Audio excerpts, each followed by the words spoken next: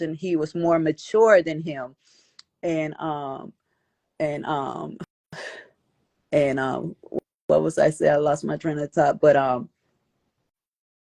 yeah, it just seemed, I don't know, that's what came, like that same day. It was just like, and I never, it was just like that same day. I was like, wow. I said, that must be the baby. I don't I'm know. gonna give you a little You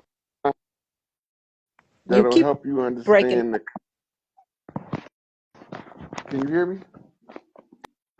I could hear you now, but keep kind of like going off and on. But go ahead. So, in your bloodstream, your certain cells are still there from the Hmm. gestation period. They with you through your Okay. whole life. Okay. And when your cells are in distress, your children's cells come to the aid. Okay. Right? You have a heart link connection with him that came from him being in your uterus. Right. So now that's two connections. He's in your blood and he's in your heart. Okay.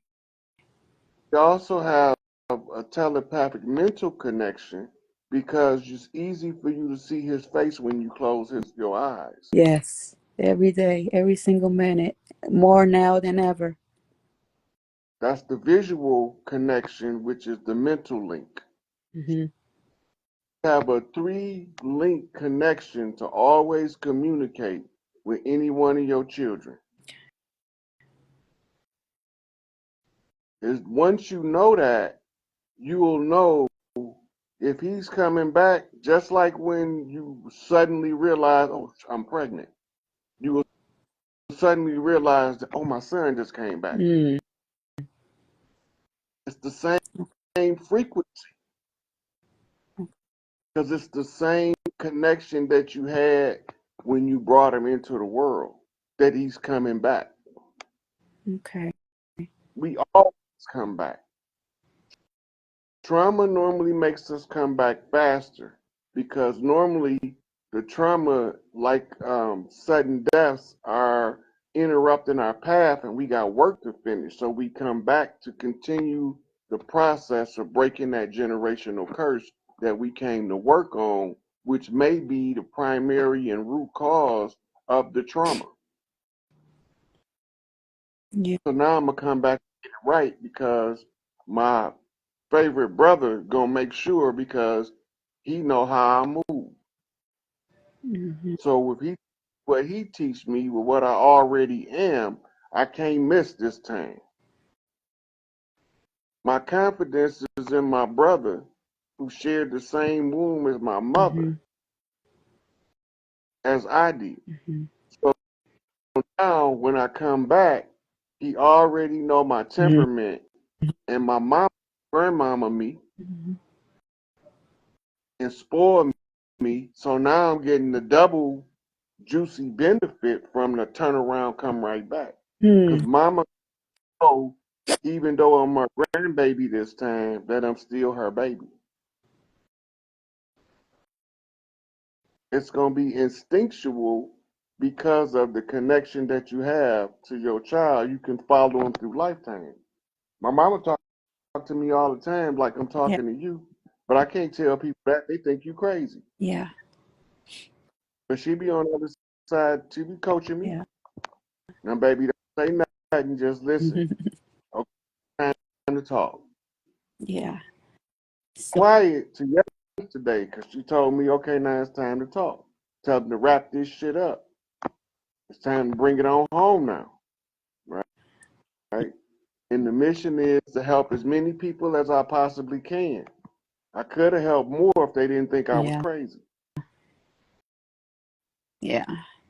So you But saying crying, and that's kind of that, it, me being hurt as I am, and just keep letting it, you know, I don't try to let it bring me down. I try to keep up there. I feel like me crying or being so hurt about it will kind of like hold him down.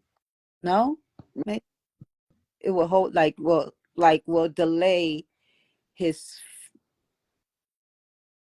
Do you get what I'm trying to say? Like me, You have no, it's grief is yours. okay.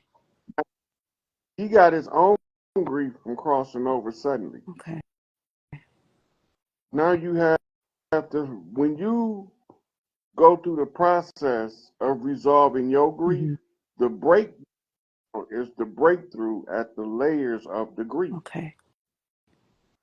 So when you letting the grief out and you let the tears flow, and you can get in that hot water and relax and allow yourself to breathe, you cycle the energy better, Okay. which allows you to recover from the grief faster, which allows him on the other side to have your spiritual guidance as if he was here with you, but he over there needing your guidance from a different direction. Okay. You telepathically to him. Okay. So Okay. Yeah, I have one of his. yeah, once you control your faculties, you go from the grief and you start going through the process and you start doing what you got to do. That's called putting in Okay. spiritual work. Okay. Now, if you a sister that's a death doula, grief doula, Phoenix Rising, my chief of staff, if you need some help, she can either counsel you or she can refer you to one of her students that's also a grief counselor. Okay. Another. But what I gave you was the basics. That's the bare minimum that you can do to get through what you're going through. Okay. Give thanks. Give. But the most important thing is only you can say how far along you are in your grief. Ain't nobody outside you tell you because they can't feel what you're going through. Only you can feel it. That's your conversation with God. Right.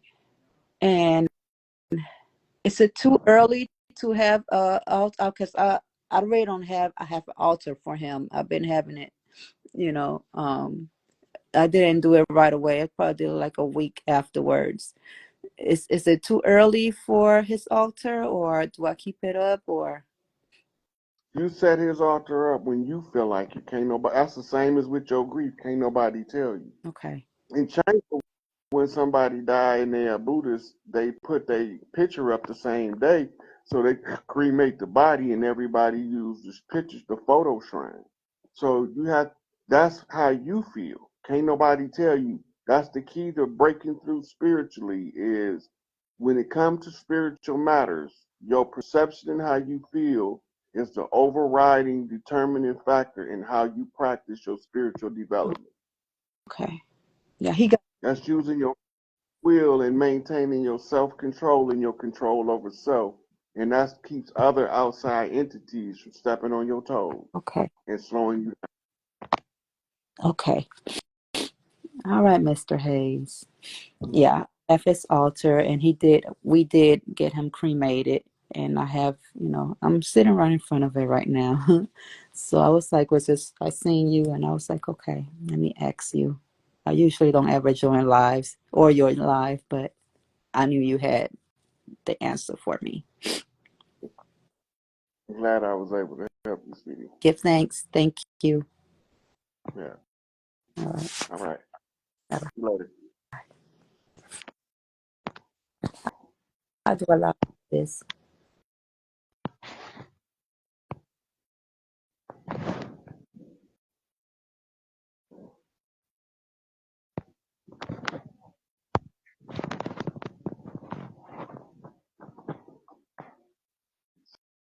Show me how them Thundercats thunder that coming What's through going they on? hollow. Chief, What's what's going poppin', on? man? It's my second time I'm chopping up with you. I can call you That's a real, I can call you a real reflection, man. You my elder, but you still a reflection of me, man. Every time I hear you, you know how that goes. Like mm-hmm. hearing you talk, you know what I mean? Hearing you talk is For like sure. crazy, huh? Yeah. So what you got on your mind Um, today? you said something key today. Hold on, hold on. You said something key just to the young lady here, and that was about how to spiritually transition, like using the override. You said something key, overriding things, and that's what I'm on right now, the manifestation. Whatever's going on, like I got some situation going on, But as a master of how I master my mind, I'm demonstrating, and that's why I'm in the position I'm in now. Because I came back just to do what I'm doing. And I'm demonstrating to my people, right, not to let the outside convolute your vision, your trajectory, like how you perceive things and how you feel about it. That's what really override things. And when you say that, I'm like, God damn, Rod always on, and you always on beat. But that's what I do to override any situation, whatever it looks like. And as God, here's my little son, he tweaking right now. Sure.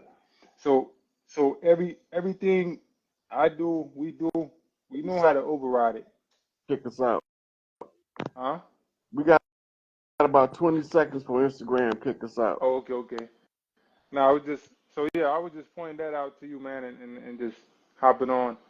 I got my little son here, but yeah, the overriding things, whatever's going on in our life, I was touching on that with you, and you said it. So as I'm going on with my situation. And welcome back to Office Hours with Dr. G. Welcome to all of you who are in the chat. Make sure that you are sharing the fact that Chief Pontiac is in the house. He's in the office. He's going to give us just what the doctor ordered. How about that?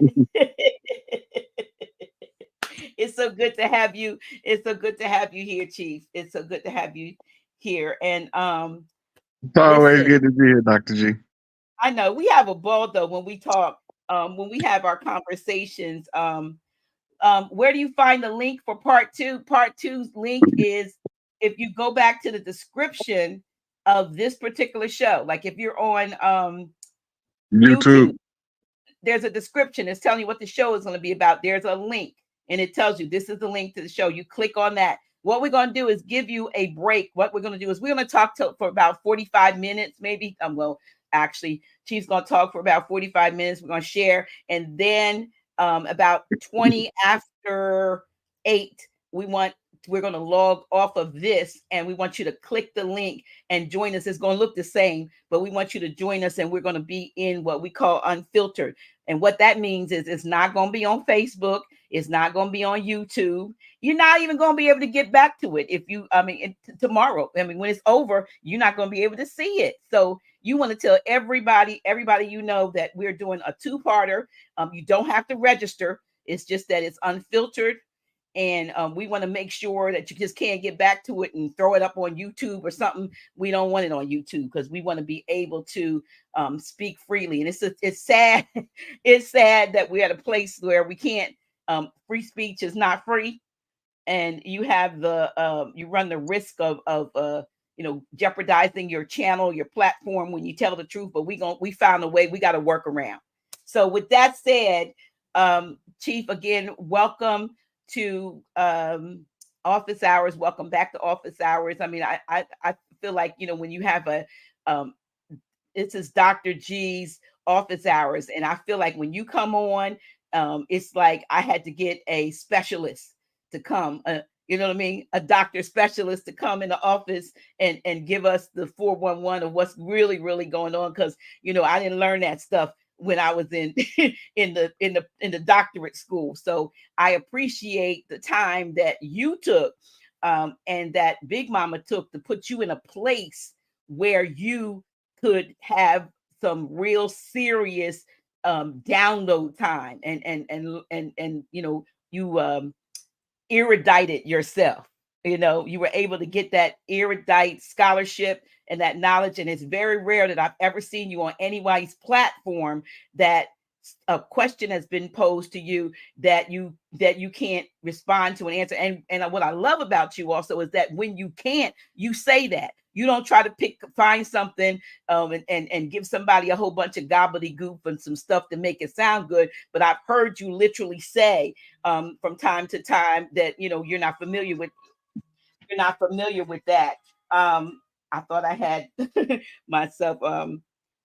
Yeah, I thought you don't say that, but what you do know, you come right off the cuff with it, and I know. And I feel, and I think a lot of people will agree with me, that knowledge and that wisdom that you have garnered over those in the belly of the beast was not for naught, and it's been for our benefit.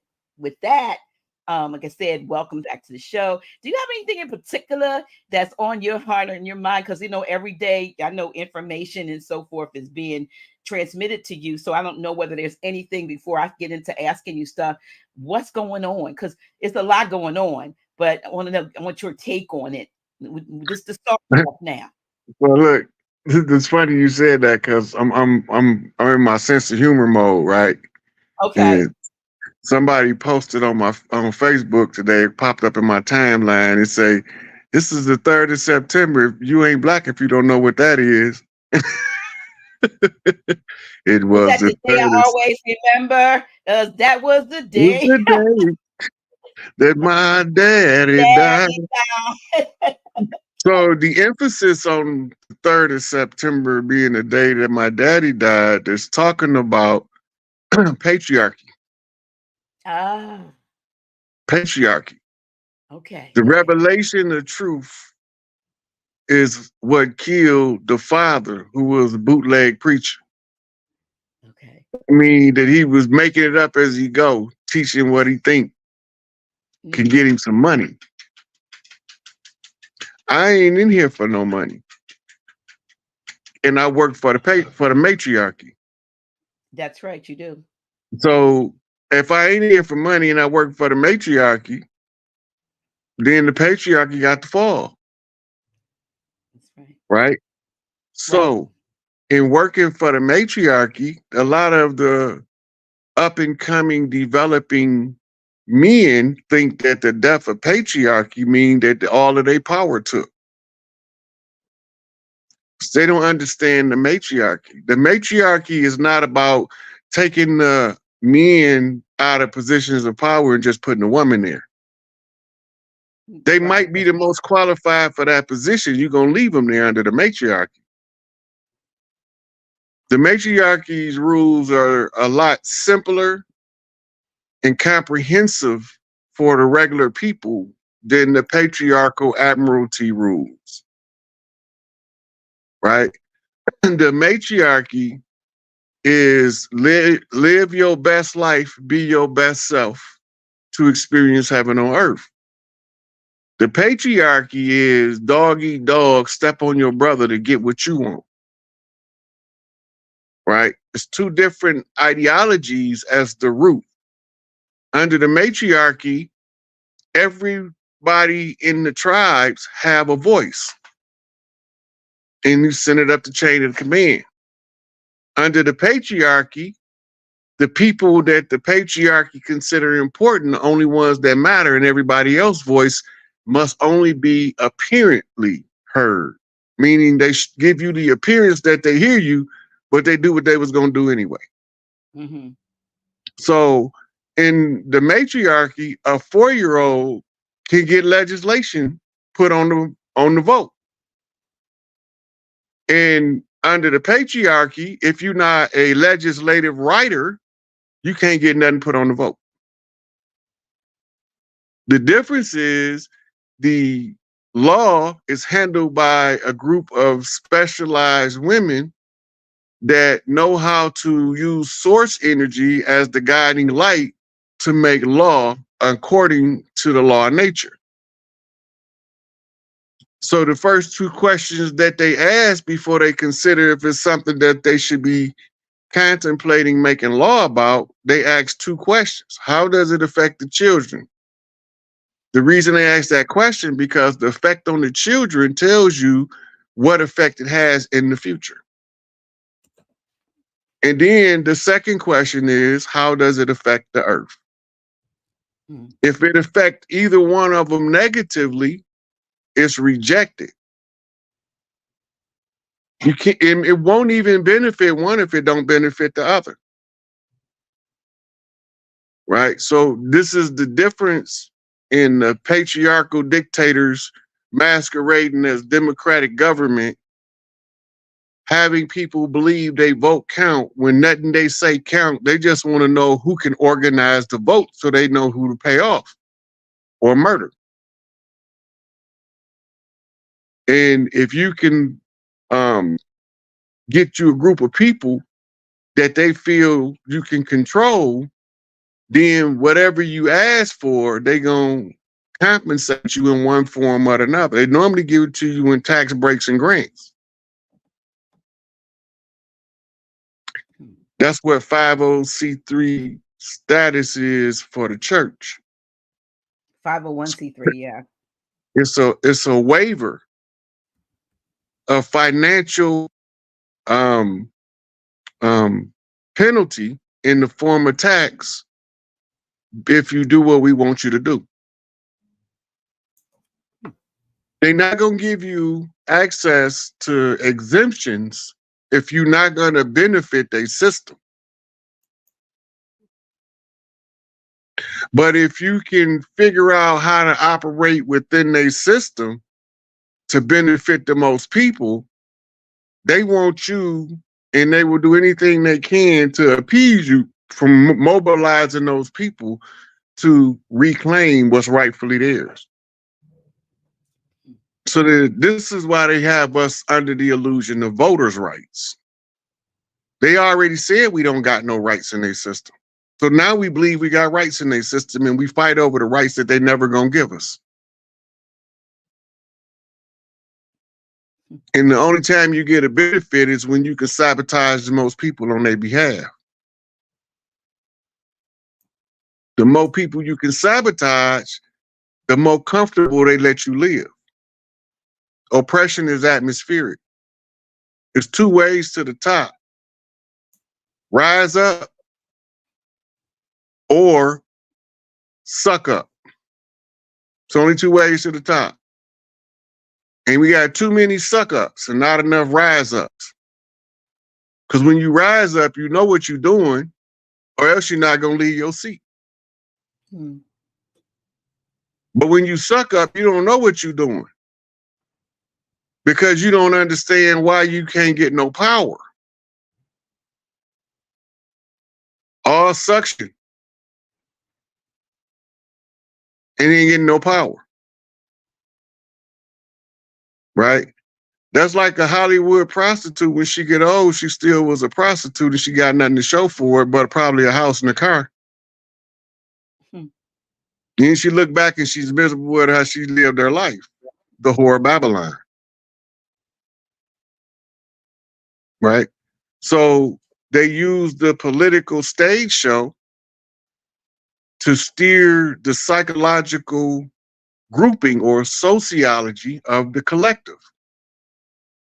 If they can give you a compelling show, they have your attention. If they got your attention, you will follow them off the cliff. Like but as soon as you take your attention back, they are offended at you because you're taking your power back. Let's talk about power for a minute, or the lack thereof, or the appearance of, or the mindset of there being no power. Can you tell us when we went from knowing that we were that God, we were the gods that God, the scripture, even if you go to the Bible, there's a scripture that says the greater one lives on the inside, and Yeshua was allegedly talking to the masses and saying, you got the greater one, you got him already on the inside of you. So we see that there. Yet what has been espoused and taught and assimilated has been powerlessness and looking to government, which we know allowing somebody else to take over control of one's mental faculties and to put thoughts and ideologies and so forth and to control. When did we go from knowing who we were, where we came from, to where we are now, being completely, in a like the Twilight Zone, or brainwashed as if these things had never even been our story? What happened? What transpired? I guess I want to say.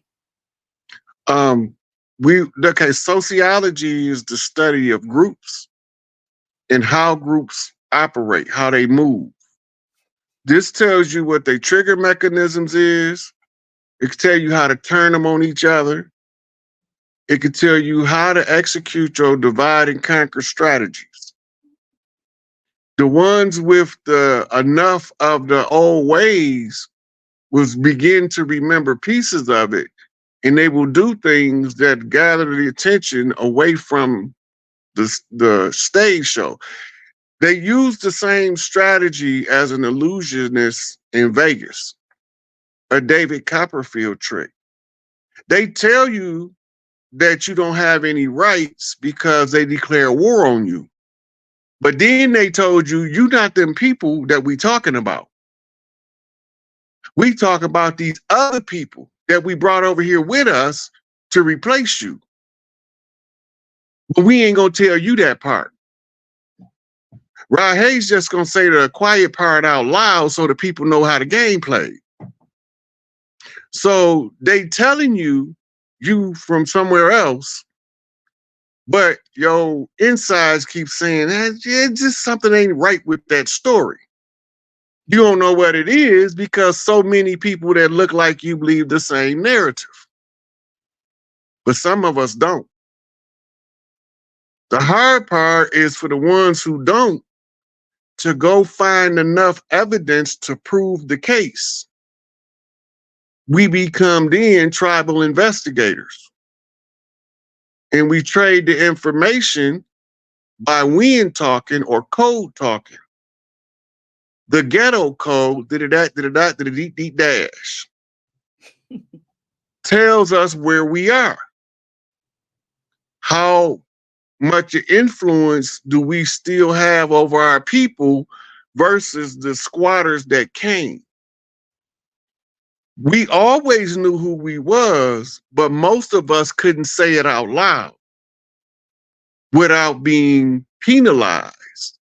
The threat of death and punishment and torture made a lot of our people whisper it to only certain people in the family that they know can hold water. So they don't want us singing, call a plumber, it must be a leak in my drain, because everybody seemed to know about my good thing. Right? So the plumber just so happened to be another Klansman. When he get there, he gonna tell you why you got a leak in your drain, but shh, don't you tell nobody. So then they create comprehensive structures to slowly feed us back the information of who we are by telling us to watch how we operate. So then the government tricked the people into believing that the righteous, rightful heirs of the land is the criminals, because they came with the admiralty law and they denied us our right to enforce tribal law as a clan. Every tribal leader is responsible for keeping his clan under control, and he used members of the clan to do it. By using a strategy called villainization, they systematically take parts of our culture, create a word that means something negative, and then they call us by the negative term on a wide spectrum broadcast like the news. Before that, it was the newspaper, the movie reels, the news reels. They making movies to tell us that we marijuana smoking, white girl raping, and lunatics, the niggas, right? But then when it coming to find out, the ones who was smoking the herb was the kindest, peacefulest people. And then Paleface told us, because they had something called the flower generation, where they was learning all of this stuff from the tribal leaders. Many of them look like us, on why they using the herb, why they eating the mushroom, right? But at the same time, they trying to tell us the government lied, and here come out here hippie. Hippie is a tribal term from the people of the land describing something. Really? So the hippie generation is known as the flower child generation. It's the bridge between the baby boomers and Generation X. It's the flower child and free love generation. So how do you stop them from giving free love? You poison them with STDs. That's all chemical warfare, biological warfare. So you're saying that the introduction of the STDs was something that was well, it was It's introduced. biological warfare. First you We know promote it, then you poison it. If it work, you poison it. when you say once you promote it, when you mean promote the free love and then put something in to Make create. it, yeah. So you make it mainstream, and then you poison it. Because now you have to try to stop the people from reproducing in time enough to catch the one that's going to figure out the problem. If too many babies is born, that's what they call scattering your shots. That's why it's more than one big mama on the land that got a baby boy that she sent out on a mission. We come from different tribes, but we all have a tribal responsibility as a tribal investigator to look at the problem. And when we don't know what the problem is, we tell the part we know, this is what I found out so far. And then we pass it to the next chief for him to look at it and do his investigation. And we use the music, the arts, and the entertainment because that is the root to the culture. You don't have a culture if you don't have that stuff. And I don't care which generation you look back on the last 100 years, if you start at ragtime and you come to hip hop, it's us. James Brown was a chief. Chuck Berry was a chief. Little Richard, Chief Screaming Hawk. Smokey Robinson, Hyoka High Chief. They putting codes in the music. The Temptations, Chiefs. They putting codes in the music. You got to know who writing this music. You got brothers is teaching others how to talk to us in the music. They called the music fixers in the 50s and 60s. They had to fix the music because the other people don't know the way we use music. So they can't promote the culture we give them until we show them how to fix the music. And the music is the...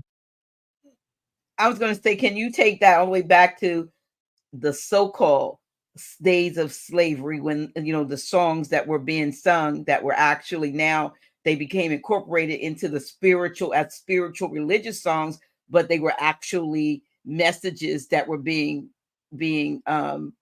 broadcast or things that were being talked about that were not openly spoken of, you know, like even when we talk about so-called ETs and so forth, swing down chariot, stop and let me ride, you know, in the church, you know, is saying, you know, rock me, Lord, in the bosom of Abraham. But we know of chariots of fire, the chariots of the so-called gods.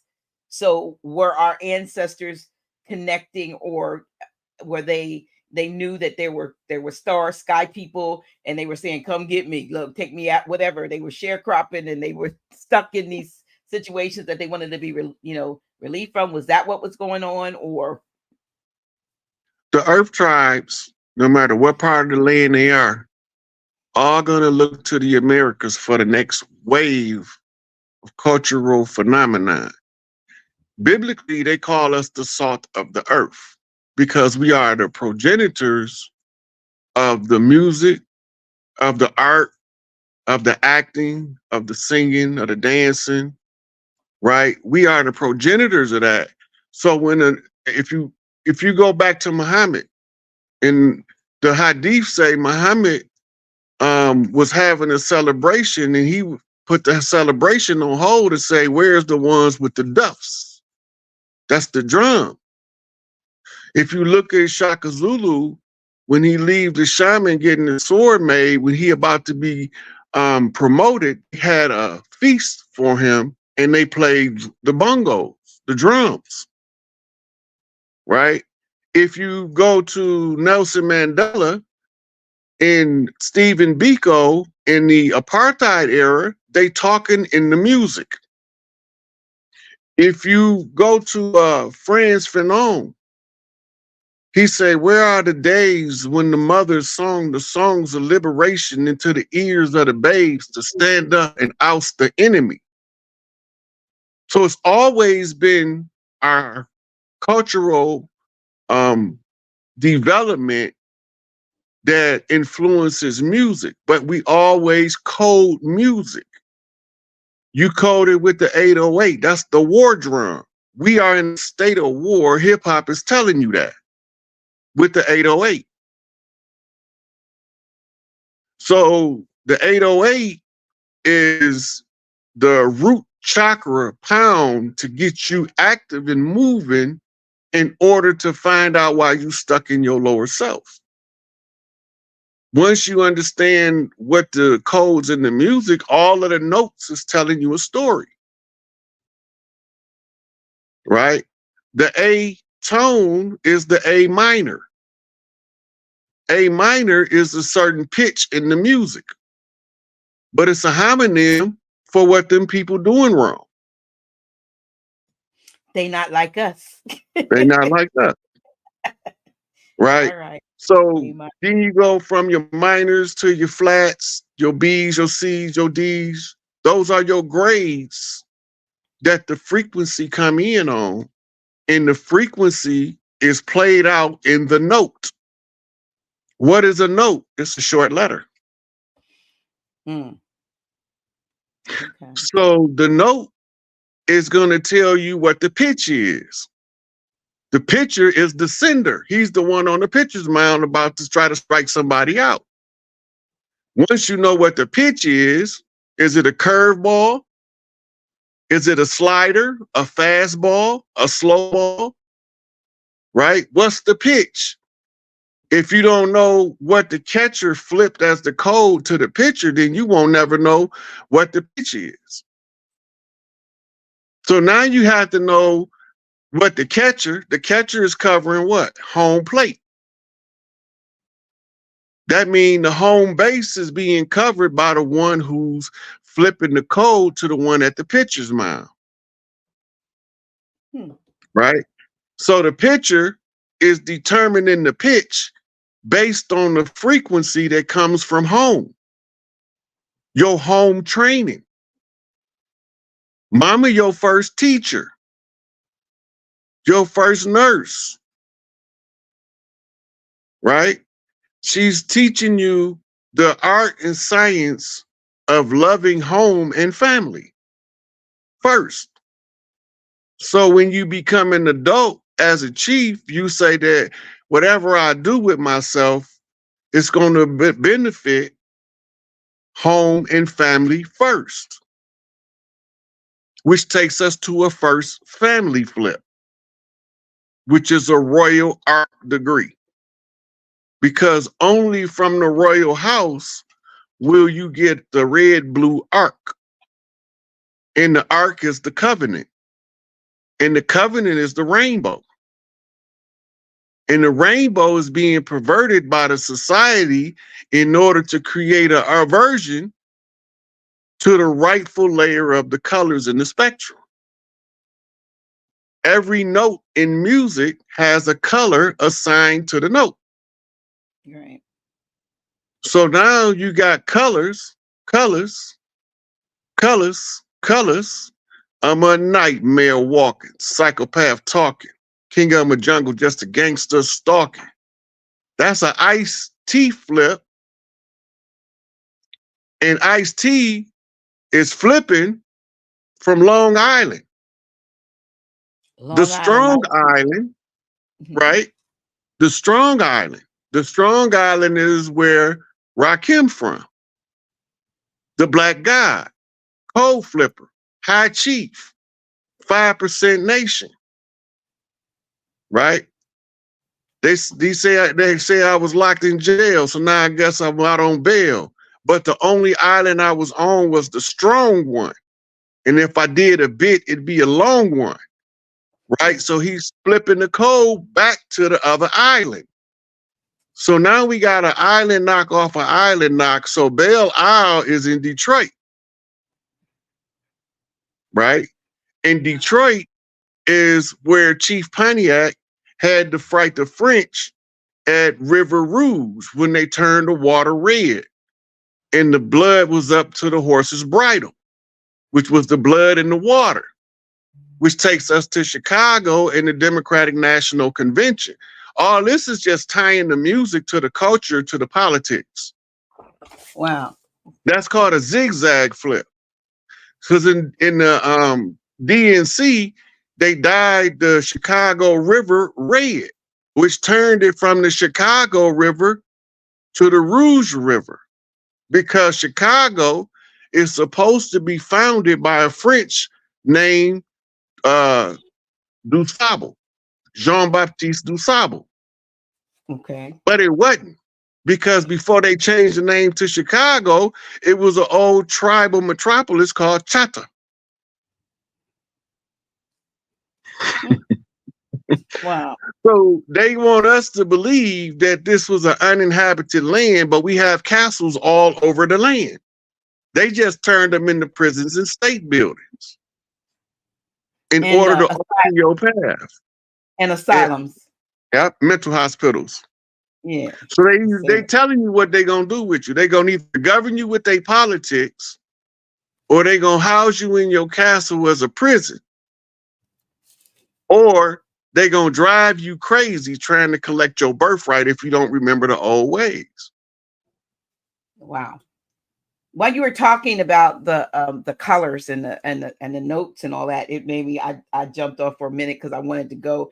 You know, I guess one of the things I do is working with energy, and one of the things we have is when we're doing an energy assessment of someone, frequency wise, you could determine what color or colors are prominent in someone's life, whether the colors are negatively influencing them or positive, what frequencies, what note is pitched too high or what might be too low, and what's balanced. So we end up giving the client tones that balance what comes up in their assessment. But we also give them colors that would give them certain outcomes. So, these are a lot of the things that we don't get the benefit of. This is technology that's old and ancient, but withheld from the masses so that those, so-called, in the know elites can take the benefit of that. Because you might be looking at, purple, and purple might be setting you off, for instance. And you might be like, so what we end up doing, and I went and pulled my thing. What we end up doing is we have glasses, and so today I need to look at, if I need to look at things through, like, say, rose-colored glasses, I can put the color lens on that I need to balance. It might be my chakras might be off, or it may be some energetic issue with me. But a lot of times, I mean, even though, because we were going to talk in this part about some metaphysical stuff. So a lot of times, like I said, or it might say, in order for me to get what it is I need, I may need to have orange. I need to be focusing on orange. I can change my lenses and change my perspective and change the energy in my body. So a lot of times, the certain colors that they put on us and the tones that they put on us are affecting us, our body, our mental, even our physiology, colors and frequency. And I learned that, with what I've been doing with AOScan for a while, but this is something that's ancient and old that our people knew. I'm pretty sure there were certain tones or certain colors and so forth that they knew to stay away from, or they knew to maybe embrace at a certain time. And it can change. It may be you need the purple today, but tomorrow you need to be looking at yellow or green. And it's kind of hard to do that, because this kind of knowledge, where it may have been widespread back with in our earlier ancient days, they took all that away from us. Yeah, like biorhythms. Yeah. Your biorhythms can be electronically read because they have machines calibrated to your biorhythm. Mm-hmm. And each one of your biorhythms is assigned a color. The same with moods, right? Remember the mood ring? When your mood change, the color change? Right, because they all have a energy signature. Some stones, like the one they make the real moon rings out of, not these fake ones that they use paper that's designed to do what the stone do, but the real stone, people would carry them around to monitor their own mood so that they can try to maintain a certain frequency. Right. And then they turned them into a novelty, exploiting our culture because we naturally drawn to things that's from our old cultures. They find ways to give us a mimic, an artificial replica of it, and then our genetic memory will be drawn to it. It's the same with the Bible. That's why the Bible is rewritten and scrambled up to confuse us, because the genetic memory remembers the holy drama.